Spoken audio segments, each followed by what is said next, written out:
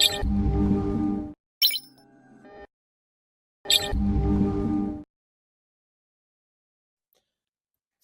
1 2 3 1 2 3. За сонсогдож байгаа гэж найдаж байна. За шинэ 7 хоногийн мэнд, шинэ өдрийн мэнд гайхалтай 7 хоног болно итгэлтэй байна. Окей. За тэгэд өмнө өнгөрсөн 1 сарын хугацааны үр дүнгээ бас би тайлгнасан байгаа. Маш гоё үр дүн гарсан. За тэрний өмнөх сарын бүтэн сарын хугацааны үр дүн бол 10 байсан болвол энэ сарын үр дүн маань бол ерөөхдөө 60 хэдэн ар байлаа. 67 ар гарч ирж явах шиг байсан. 6.7 дахин ашгаа өсгөж чадсан ийм сар болж өнгөрсөн. Окей.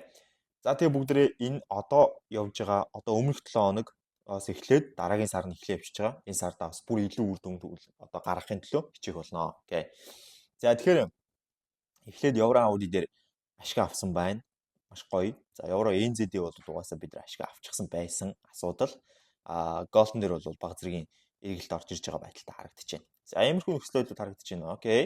Өнөөдөр тэгвэл юу болж байна вэ? За өнөөдөр энэ харж байгаа хослолуудаа бүгдийг нь алгуулгач. За тэгээд эхэлцгэнэ.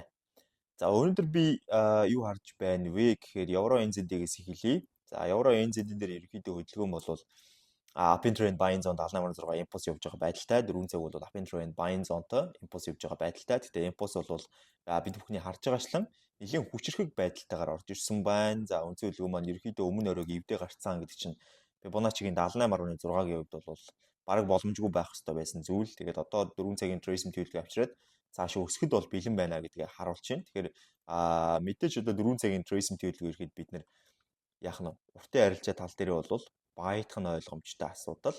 За нэгт бол long арилжаа хийн.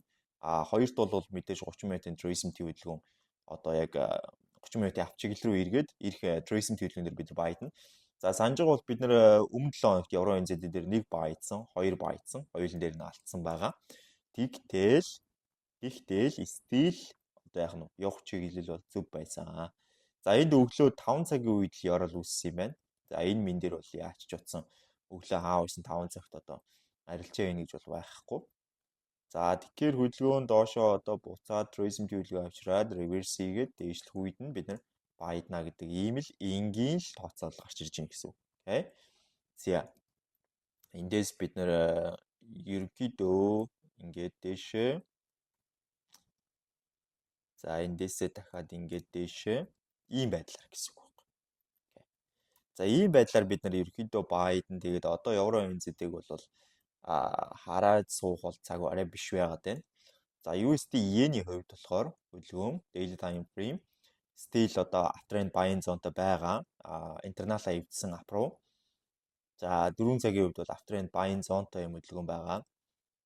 30 минутын хувьд бол 30 минут uptrend buying zone-той. За ер нь энэ дэр бол нэлээд бас хөөрхөн хөдөлгөөн гарч магадгүй юм байна. Daily internal wrap-тай тренд үндсэн трендээр аптай overall трендээр 4 цаг бол uptrend buying zone-той tracing төлөвлөгөөнд 78.6-тай импульс явах гэж байгаа байдалтай 30 минутын дээр бол хөдөлгөөн 30 минутын uptrend buying zone руу хавс энд шилжсэн юм байна. Би одоо энд орох ёстой байсан юм шиг харагдаж байна да. Long дээр бол уртын арилжаанд бол орох ёстой байсан харагдаж байна. Эндээс би оролцоогоор ингэж орох ёстой байсан юм болов уу гэж хараад ах юм. Оролцоогоор нэг ийм арилжаа хийгдэх ёстой л байсан бах та. Энэ бол 4 цагийн асуудал байна. Daily time frame дээр 4 цаг дээр 30 минутын дээр. Окей. За энэ бол нэг иймэрхүү хөдөлгөөн явах ёстой байжээ. За энэ ч минутан дээр барах хэрэггүй тий. За тэгээ USD yen-ийн хувьд бол одоо бол дээшээ uptrend buying zone үргэлжлүүлээд энэ дээр ёроол хийцэн байгаа хөдөлгөөн. Ер нь ёроол бол үүссэн. Орой бол эвдэрнэ, tracing бол ирнэ, импульс бол явна гэдэг байдлаар ерөөхдөө хөдөлгөөн маань явах нь байна. Окей. За тэгэхээр энэ дээр бол үндсэн хөдөлгөөнөөр бид нэр одоо мэдээж яах вэ? Buy харнаа. За мэдээж эндээс бид нэр buy-ыг харна. За үндсэн хөдөлгөөн маань яг оройгоо эвдээ tracing-тэй өгөөд дээшээ импульс явдаг дээр бид нэр buy харнаа гэсэн үг. За энийг бол waiting list рүү оруулчихъя гэж бодож байна. За энд юу байна? Евро йен байна. Евро йен ямар хөө байна? Дээшээ бол евро йен upin trend buying zone-той биш down trend selling zone-той байгаа. Дээшээ гэхдээ breaking хийсэн гэдэг утгаараа up buy яваад байгаа. 4 цаг uptrend buying zone-той байгаа. Энд амар харамсалтай те. Энэ доор ингээд эсээ цогцолцсон. За тэгээ одоо биднэрт ямар боломж байна гэдэг дээр анхаарай. 4 цаг бол uptrend buying zone-той байна. 30 минут бол ерөөхдөө нэг ёроолоо хоёр шалгах байдлаар хөдлөх байхаа гэд би ярьж исэн. Яг тэр нэг ёроолыг хоёр шалгах байдлаар хөдөлсөн нөхцөл маань энд л бүрдсэн юм шиг байна да. Энд харагдж байгаа 19 цагийн үед нэг ёроолоо хоёр шалгаад хөдөлсөн байна те. За энд бол ингээд ёроол үүссэн. Ингэж гарч ирсэн. Дараа нь дахиад энэ ёроолыг шалгасан. Дээшээ гарч ирсэн. За одоо бол үндсэн хөдөлгөөн угаасаа дээшээ энэ стрэлтийг хийгээд trace-ийн хөдөлгөөн өгөх хүртэл бол бид нар баядаж угаасаа чадахгүй. Одоо энд бол нэг ийм бая явж магадгүйсэн. Дараа нь бол одоо энд нэг ийм бая явна гэдэг ийм таамаг. Энэ бол бас л адилхан мөн л адилхан хүлээлгийн тест рүү орчиж байгаа. Тэгээд 4 цагийн үед гэх юм бол 4 цаг дээр одоо баydах нь ер нь зөв буруу юу гэдэг тал дээр бол ер нь энэ орой эвдэрсний дараа бол байд гэсэн сонирхол байна. За энэ орой эвдэрсний дараа энэ ёроол дээр тавиад дээш нь баydахад бол нэг ийм үр дүн гарч ирнэ. Тэгэхээр энэ бол бараг л хэрэггүй шахуу талтай. За golden дээр ер нь юу болоод байгаа? Daily time frame golden дээр бол яг одоогийн байдлаар харж байгаа ч uptrend buying zone-той байгаа. Internal-аар аптай байгаа. 4 цаг бол uptrend buying zone-той байна. 30 минут бол uptrend, илүү 30 минут downtrend selling zone-той байгаа. Ер нь бол 30 минут uptrend buying zone руу шилжих хүртэл бол daily time frame internal аптай 4 цаг өөр аптай байгаа учраас sell-дэд байх нь зөв сонголт биш. Тийм болохоор үндсэн хөдөлгөөн энэ оройг одоо энэ 7 хоногт эвдэх юм болов уу гэж би хараад байна л та. Энэ оройг эвдээд тэгээд trace-ийн хөдөлгөөн авчираад тэгээд impulse явдаг дээр бол бид нэр buy-дж таарах гээд байна. Окей.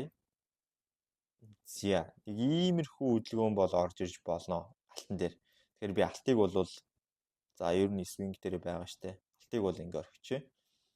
За NZD-USD-ийн хувьд биднэрт юу байна гэсэн чинь daily time frame-ийн үндсэн break-ийг хийгдсэн байна. За ер нь бол өмнө rejection аваад дээш өсчих боломжтой байсан амжилтгүй болсон. Тэгэхээр ерөөхдөө доош унж эхэлж байгаа юм байна. За унахтаа бол энэ ёроол бол ямарч хамаагүй болчихж байгаа. Энэ ёроол бол хамаагүй. Тэгэхээр уналт бол цаашаа нэлийн хурдтай үргэлжилж магадгүй болчлоо. За тийм болвол одоо бидэрт ямар сонголт байна? 4 цаг дээр downtrend selling zone дагах сонголт байна. 78.6-тай. За мэдээж энэ дээшээ гарчвал ийм болно. Impulse явсан. За энэ 78.6-тай impulse явдаг дээр бол ямар нэгэн оролтын боломж бол ерөөсөө үүсгээгүй. Ямар ч оролтын боломж гаргаагүй. За тэгэхээр хөдөлгөөн маань одоо доошоо ингэж орж ирээд daily time frame дээр яж чад тулах ёстой ямар ч цэггүй болчиход байна л да. Тулах цэггүй болцсон. Тийм болохоор 4 цаг бол downtrend selling zone бол дагна. Тэгэхээр үндсэн хөдөлгөөн маань 4 цаг дээр эндээсээ ингэж impulse явсан болвол одоо trace-ийн түлээгээд trace-ийн ирэхээр нь буцаага sell нэ гэсэн иймэрхүү таамагтайгаар ер нь доош чиглэл нэлээ удаан хугацаанд үргэлжилж бас магадгүй гэдэг ийм таамаг гарч ирж байгаа. За тэгээд 4 цагийн үед бол хаа байсан тэнд reverse хийсэн. 30 минутын үед бол мэдээж 30 минутын хөдөлгөөн trace-ийн төлөв авчирдаг дээр энд бол buy-дах ямарч боломжгүй. За энийг аваа хийчээ.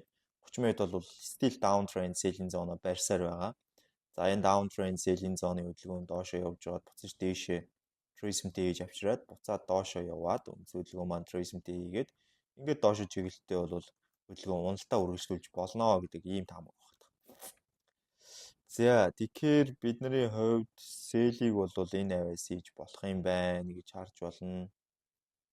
За эхний нэг ийм sell-ийг үүссэн ингэж тавиад орхичээ. За NZD-USD-ийн хувьд бол одоо яг харах цаг бас биш байна. Евро NZD-тэй адилхан. За евро AUD-ийн хувьд бол бид нар жинхэнэ шагналаа. Евро AUD-ийн хувьд бол дээшээ өсөлтийг үзүүлсэн daily time frame 78.6-тай 4 цаг uptrend buying zone-тай 78.9 бишээ 61.8-тай impulse явах хэрэгтэй байсан. Явдгаараа явсан. Nice. Тэгээ энд жоохон хэрэлт үүсгэж байгаа тий. Тэгээ дээшээ бол явсан байна. За ийм хөдөлгөөн үүссэн евро AUD ерөнхийдөө л 79.400 SL зөөцсөн байсан. Хэрвээ эндээс та буруутсан бол бас жоохон эвгүүтгэхэр байсан байж магадгүй энэ хавцаа. Тэг ямар ч сан дээшээ бол шууд савснараа маш гоё шагнал болж өглөө гэж харж байна. Окей. За евро AUD өнөөдөр одоо юу гэж харж байна гэхээр daily time frame бол impulse хийсээр байх болон 4 цаг бол uptrend buying zone-той impulse бол хангалттай сайн явлаа.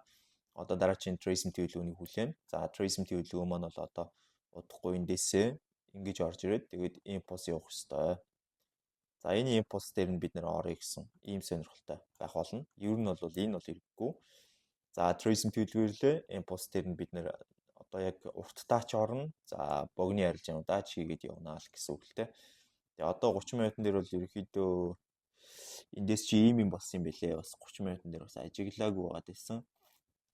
Энэ ёроол эвдрээд за тэгээд ёроол маань эвдэрсний дараа энд ингэж импульс яваад ингэж трейсм төлөвлөгөө орж ирээд ингэж импульс яваад дээшээ ингэж реверс хийж орж ирээд буцаж доошоо ингэж орж ирээд буцаж дээшээ ингэж орж ирмэгцээ доошоо ингэж орж ирээд оройгоо эвдээд трейсм төгөөд импульс игээд трейсм төгөөд импульс хийсэн байгаа байхгүй.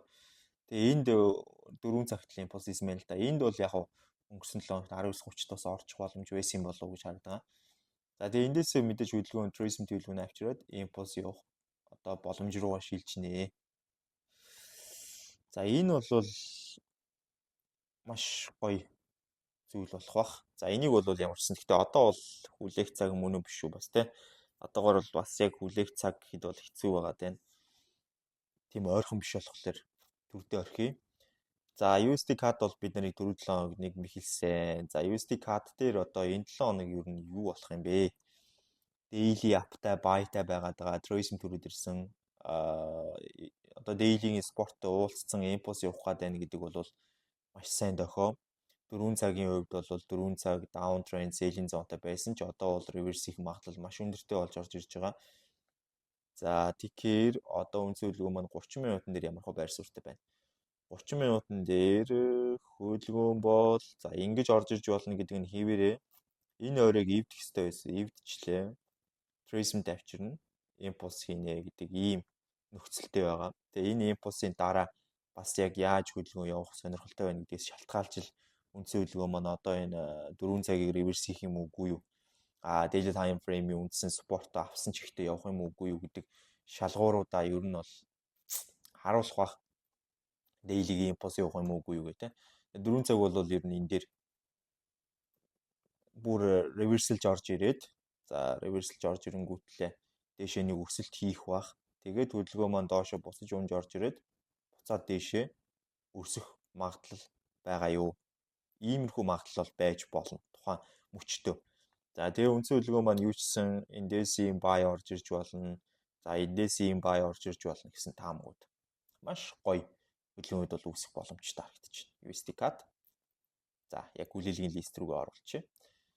За Panda NZ-ийн хувьд бол Panda NZ-ийг ингэж хүлээжсэн байна. За Tracement ирээд buy наа гэж хүлээжсэн. Тэгээд энд 4-7 хоногийн бас л адилхан 19:30-д юм уу?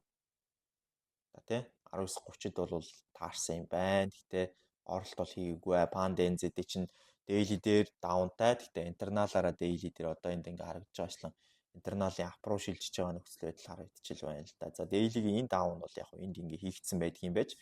Гэтэ энд интернал аптай болчлоо. Одоо яах вэ гэдэг асуулт ирж байна. 4 цаг бол after-end buying zone-той. За impulse явж байгаа байдалтай. Дээшээ бол Fibonacci-гийн 61.8-тай гэхээр хас 27 руу бол хүрч бүрэн боломжтой хөдөлгөөн байгаад байгаа. 4 цагийн энд нэг юм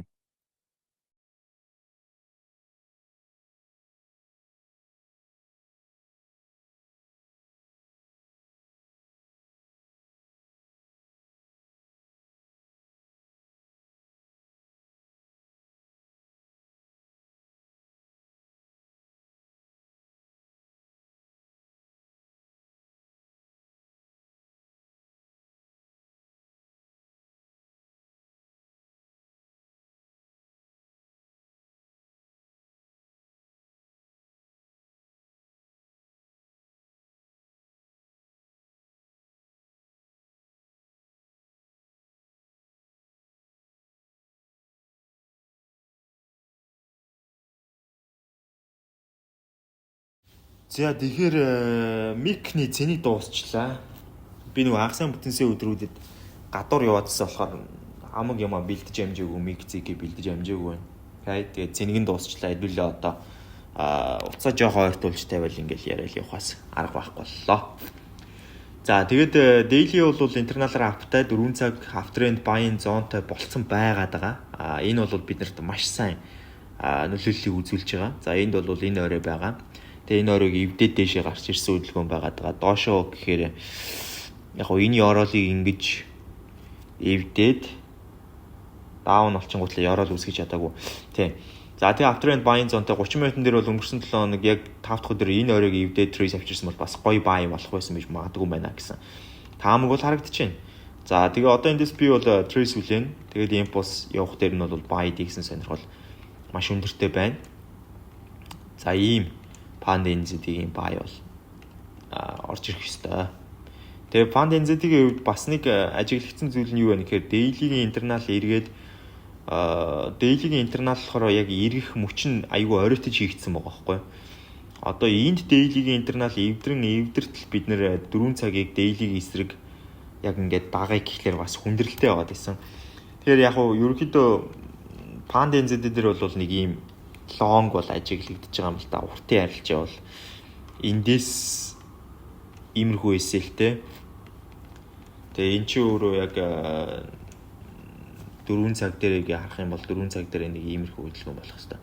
За бараг л 78.6 гэж тооцсон ч болно. 3.6 хартай. Ийм swing талын арилжаа хийгдэх боломжтой байсан. Гэхдээ энэ дээр яагаад хийгээгүй вэ гэх юм бол daily-гийн интернал эвдрээгүй байхад 4 цаг өөрөө trace төлөвлөгөөний хэтэрхий олон удаа хийсэн л дээ. За энэ дээр ингээ харах юм бол одоо хэдүүлээ 30 минутын дээр хит удаа одоо trace төлөвлөгөөнийг бол энэ дээр нэг хуурсан байгаа юм. Энэ дээр бас нэг хуурах гэж оролцсон байгаа юм. Ямар ч нэг бол хуурсан, хоёр хуурсан уугүй юу гэдэг бол бас ярихтай асуудал. Тэгээд ерөөхдөө байчлаа гэхэд ингэж явна гэдэг ямар ч тийм боломж магадлал байхгүй л да. 4 цагийн ийм олон удаа ирсэн. Daily time frame интернал руу болоогүйс учраас. За одоо бол ингээд buy үлээх юм байна гэдэг нь ойлгомжтой боллоо тий. За Panda CAD-ийн хувьд бол daily break-ин хийсэн нэлээд том хэмжээний хөдөлгөөнийг интерналын даунтайгаа хийж байгаа. 4 цаг бол after and buying zone-тай байгаа. 4 цагийн after and buying zone-ы эсрэг sale-дэд авч бүрэн боломжтой юм хөдөлгөөн үүссэн ийм байгаа. Тэгээд 30 минутын хувьд бол 30 минут бол цаашаа даун үргэлжилж магадгүй гэсэн таамаг байсан. Ямар ч байсан ап болцсон байгаа харагдаж байна. За эндээс бол одоо анализ бол өөрчлөгдөнө. Одоо бол үндсэн хөдөлгөөн маань тэр дээрээсээ өнж орж ирлээ, доорын төрлөө, trace тавьчихлаа, доошоо impulse явлаа, оройг эвдлээ, trace тавьчихлаа, оройг эвдлээ, trace тавьчихлаа, impulse явлаа. Окей, ийм байдлаар явж болно. За энэ бол ямар ч асуудалгүй магадлал байна. За энэ дээр бол хөдөлгөөн ингээд явах бүрэн боломжтой. Энэ дээр daily дээр бол апад авах 4 цаг апад авах 30 минут апад авах бүрэн боломж байгаа. Daily-гийн интерналын дауныг дагах 4 цагийн эсрэг явах 30 минут даун болох ч гэсэн боломж бас байгаа. Тэгэхээр аль талдаа бол аль болох хайрцагтахгүйгээр тухайн мөчид яг маркет ямар нөхцөл байдал үүсэх вэ гэдгээс хамаарат тэн дээр ямар реакшн гаргах вэ, хариу үйлдэл үзүүлэх вэ гэдгээ хэвлэлээ тооцоолно. Тэгэхээр энийгээ void-ийн list руу оруулаад. За энд юу байна вэ? Panda USD daily time frame, Panda USD uptrend trend buying zone-тэй 38.9-тэй. За яг өмнө орой break-ин хийх үгүй юу гэдэг дээр тулцсан байгаа. Энэ хоёр rejection-ыг харуул ер нь ойцсон юм шиг харагдаж байгаа боловч энэ rejection энэ bearish candle-ыг харахад бол ер нь буцаад break-ин хийж магадгүй маш өндөр магадaltaй. 4 цаг бол downtrend selling zone-тэй байгаа юм байна. 4 цагийн эсрэг явах боломж байсан ч гэсэн эсрэг явах боломжоо одоогийн байдлаар алдсан. Хоёр дахь удаага daily time frame-ийн спортыг шалгах хүртэл бол ямар нэгэн зүйл өөрчлөгдөхгүй. Тэгээ 30 минутын дээр бол хөдлөн 30 минутын айгүй хүндрэлтэй нөхцөл байдал дээр байгаа юм байна. 30 минут энд reverse хийх эсвэл энд доош нь одоо continuation хийх хоёрын аль нэгийг хийж хөдөлгөөн маань бол доошоо дэшээ гэдгийг бол баталгааж болно. Гэхдээ яг ойртсны хувьд бол ойртсон байгаа байхгүй. Euro USD-ийн хувьд Euro USD daily дээр аптай байтай байгаа. Daily-гийн эсрэг яваад daily-гийн tracing төлөвлөгөөний үргэлжлүүлэх боломжтой. Энэ бол нэг амар том асуудал биш Euro USD-ийн хувьд бол. За 4 цагийн хувьд бол 4 цаг after and buying zone-тай байгаа tracing төлөвлөгөө 61.8-тай impulse боломжтой. Мэдээж адилхан одоо яг daily time frame эсрэг явах боломжтой гэвэл боломжтой. Гэхдээ 4 цагийн хувьд daily time frame эсрэг явахад нь бид нар арилжах юм үгүй. Яагаад вэ гэвэл daily time frame-ийн internals дээр daily time frame-ийн одоо үндсэн том бүтцэн маань ч гэсэн өөрөө яг нь after and buying zone-тай байна. За 30 минутын дээр тэгэхээр бид нар after and buying zone дээр buy үлээхээс өөр арга угаасаа байхгүй гэсэн үг. За цэнэглэгч түр үйж байгаа.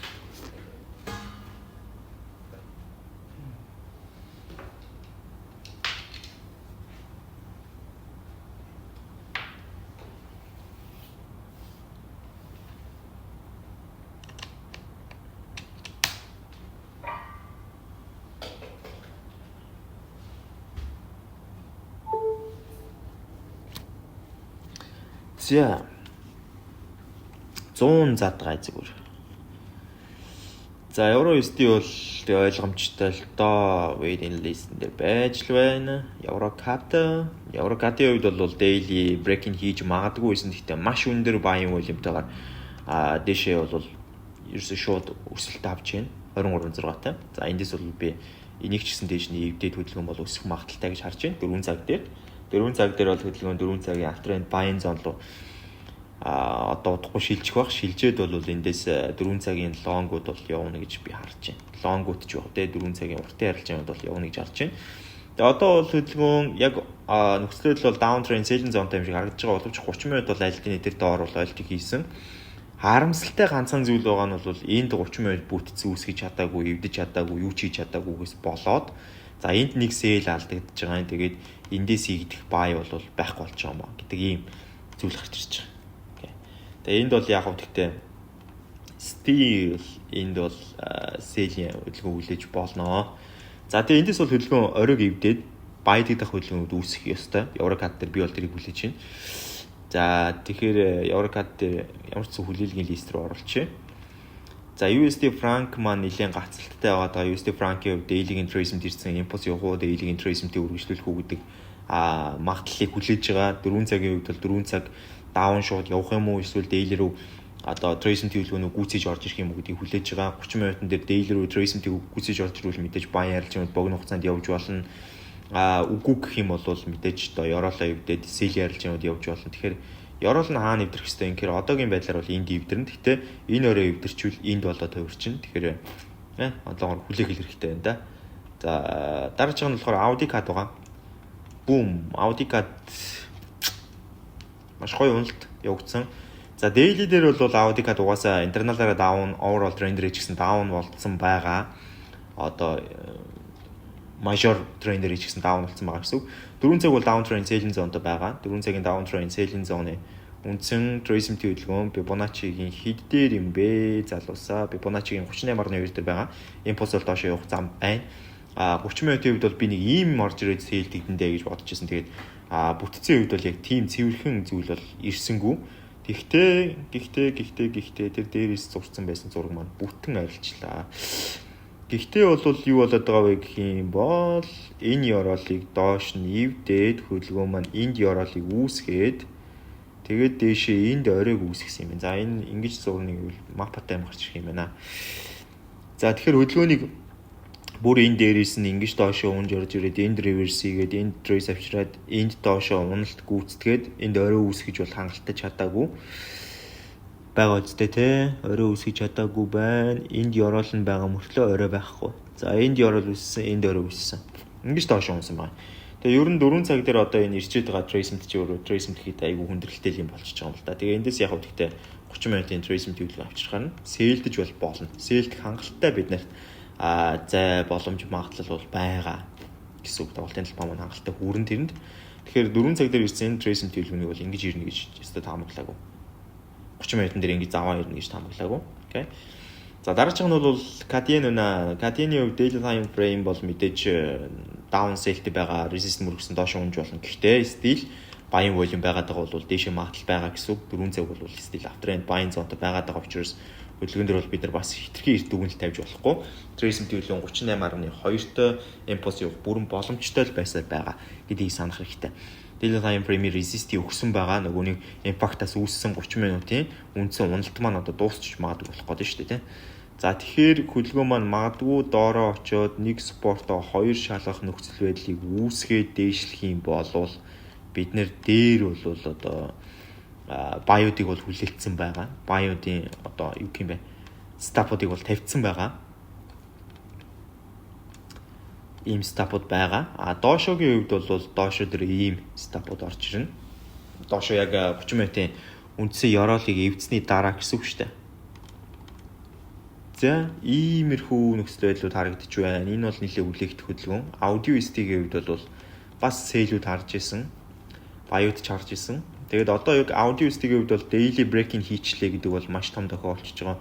За энэ ёроол бол хэрэггүй болчихж байгаа. Тэгэхээр бидний daily breaking дээр үүсэж байгаа тоглолтын талбай бол маш том болчихж байгаа. За энэ маань өөрөө 4 цаг дээр хөдөлгөөн 4 цагийн downtrend selling zone руу шилжих нөхцөлийг бүрдүүлсэн байна. Downtrend selling zone руу 4 цаг шилжээд орж ирэхдээ яраал үүсгэнгүүтлээ.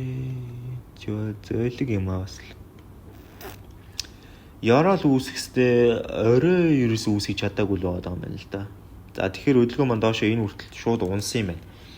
Шууд унаад хөдөлгөөн маань ерөнхийдөө tracing хөдөлгөөн одоо авчрах хэвээр тэгээд impulse яваад tracing авчраад impulse яваад гэдэг байдлаар 4 цаг бол ер нь бол down явна.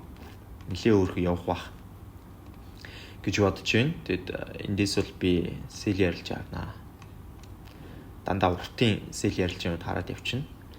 Тэгэнгүүтлээ дотор талд нь болохоор хөдөлгөөн дээр юу байна вэ гэдгийг ажиглая. Тэгээ энэ яраал бол эвдэрсэн энэ яраалаараа байгаа. Дотор талд нь юу байна вэ гэх юм бол дотор талд нь нэг ийм хөдөлгөөн угаасаа нэлээ хүлээсэн байгаа. Ийм хөдөлгөөнөл үлээн цаашдаа. За дээшээ гэх юм бол дээшээ энэ хөдөлгөөн байж болно. Яагаад байж болох вэ гэвэл daily time frame-ийн candle хаагдчихаагүй байгаа. 4 цаг бол reverse их магадлал байсаар байгаа гэсэн. Окей. За зүгээр л хүлээх асуудал байна энэ дээр бол. За тэгээд нэг иймэрхүү хөдөлгөөнүүд болсон. Тэгээд одоо би яг long харах юм бол за бас энэ дэр юу очтөө листэн дээрээ waiting list гэдэг энийгээ болохоор short арилж яах гэж. За тэгээд дээрээс нь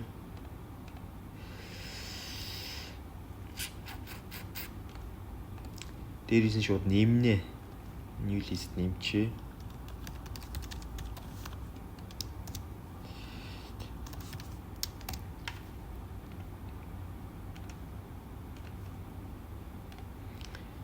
За ингээд нэмчээ. Тэгээд ерөнхий хөдөлгөөн дээр бол яг би swing дээр хүлээж байгаа хөдөлгөөнүүдээ бас swing рүүгээ оруулчихвал зүгээр юм болов уу гэж бодоод байна л та. Swing дээр хүлээж байгаа хөдөлгөөнүүд бол байна. Ер нь USD yen чи яатсан блэ? Daily дээр ингэсэн. Daily-г интернал сүүлд эвдэрчиж байгаа. 30 минут ингээ гараад ирж байгаа. 30 минутын сүүл чи яраал гэх юм бол тэр доор байгаа. Дээшээ гэхлээр бүтэхгүй л дээ. За энэ дээр евро йен дээр чинь би чинь daily дээр ямар хуваа вэ? 4 цаг дээр ямар хуваа вэ? 30 минутын дээр чинь ийм байгаа гэд 30 минутыг тэнд сэтэлмэгц нь орох гээд байгаа. 30 минутын сэтэлмэгц орохлоор би үндсэндээ юу авах гээд байна? Шал бүтэхгүй юм авах гээд байна те. За gold бол swing дээр байгаа угаасаа NZD USD-ийн хувьд бол бас ер нь NZD USD бол daily руу break-ийн ийдсэн 4 цагийн trace ирэх юм бол sell-д нь гिचгсэн байгаа. Тэгэхээр yes sir. Хөдөлгөөн дээр угаасаа яг нэг иймэрхүү юм болох байхаа. Энэ баг swing руу шилжин. Энэ угаасаа swing руу бүр шилжих ёстой заавал. USD KD үед болохоор daily юм байгаа. 4 цаг ингээд дээшээ яг зөвхөн 4 цаг бол бүр ингэж гарч ирээд trace өгөөд impulse-ийг оруулах юм бол ер нь бол байж болох хөдөлгөөн энэ угаасаа. Тэгэхээр болох юм бол дээш нь байднаа. Тий swing руу тавьчих. Энэ Panda NZD-ийн swing хоцорсон. За хоцорсон ч гэжтэй тэр ер нь угаасаа орохгүй л байсан л та. Panda KD үед болохоор daily чинь интерналаараа даунта 4 цаг аптай 30 минут аптай болцсон байгаа билүү? Болцсон байгаа. Тэгээд daily-гийн break-ийн хийгдсэн байхад 4 цагийн аптайгна гэдэг шалт. Тийг тэгээд 4 цаг өөрөө бас яг 78.6-тай байгаа нь өөрөө айгу таалагдахгүй байгаа. За энэ дэр daily-гийн break-ийг хийгдэх байх 30 минут бол доошо reverse хийж магадгүй. Гэхдээ энэ дэр бол long ярилж гарч иж чадахгүй. Биш уртаа ярилж гарч иж чадахгүй. Daily 4 цаг. За энэ ч мэдхгүй. За энэ бол харин байх ёстой хөдөлгөөн байгаа. Энэ болохоор 4 цаг дээр чинь USD franc ч юу болоод байгаа лээ. За 4 цаг дээр USD franc бол бас энэ хавцаас сэлдэгдэж магадгүй л. Тэгэхээр энийгээ бас swing-ийн list руу оруулчих. Audi Card-ийн хувьд болохоор daily ингээд унтсан ингэсэн байгаа. Тэгэхээр Audi Card бол удахгүй tourism-тэй авчираад импульсаас явахад бэлэн байгаа хөдөлгөөн. Тэгэхээр хөдөлгөөн дээр бид нэр sale харнаа. Swing дээр sale харчээ. Card-ийн дээр бол хөдөлгөөн daily дээр угаасаа down sale-тэй 4 цаг эсрэг нь явж байгаа 30 минут ингэж гарч ирэх боломжтой. Энэ дээр бол байтахгүй хаа. Окей. За ийм хөдөлгөөн гарч ирж байна. Тэгээд хэдүүлээ ер нь энэ 7 хоног бол айгүй гоё том 7 хоног болох бах. Түрүү 7 хоног бол угаасаа богны арилжаанууд, богинохон арилжаанууд, одоо дээд арилжаанууд маань бол ер нь гараагүй. Нэгдүгээр та хоёрдугаарт нь бол swing арилжаануудаа бариад дууссан. Ийм 7 хоног үрсэн. Окей. Ийм байна. Тэгээд бүгдээ навчлуулъя. Баярлалаа. Баяртай жаал. Бэксэлээ. Удахгүй бүгдээ арилжаараа уулзцаая, ашигаараа уулзцаая. Бай бай.